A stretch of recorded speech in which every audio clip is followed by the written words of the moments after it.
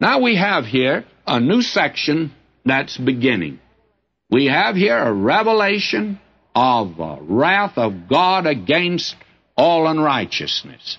We have here the revelation of the sin of man, beginning here at verse 18 through the 20th verse of the 3rd chapter. And friends, this is Sinorama. The universal fact is man is a sinner.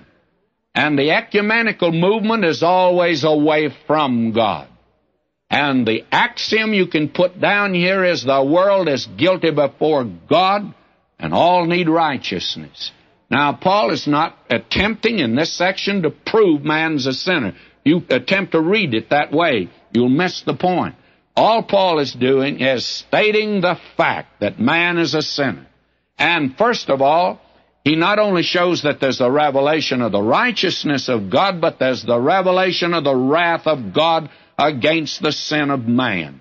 Now we have here a natural revelation of God. This is the original version, by the way, and we don't have any translations of this one. You can read it in the original. Every one of us can do that. Listen to him.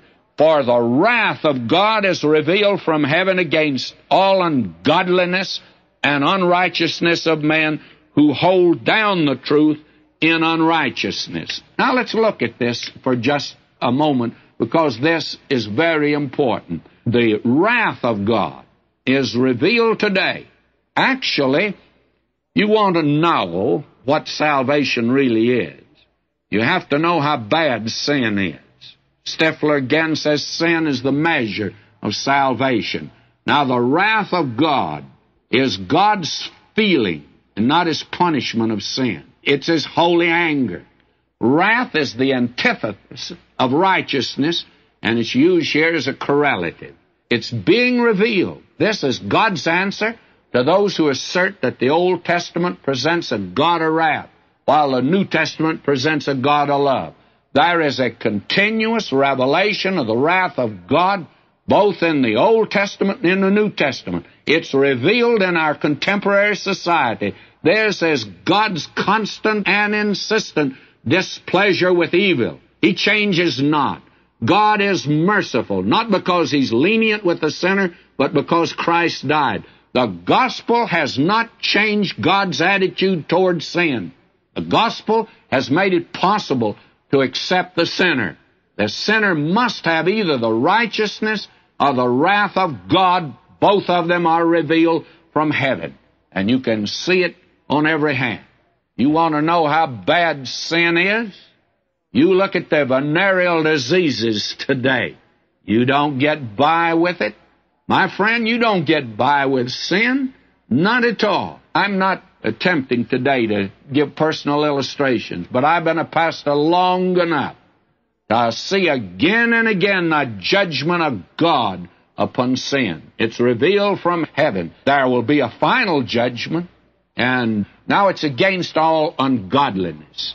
Ungodliness is that which is against God. It's that which denies the character of God.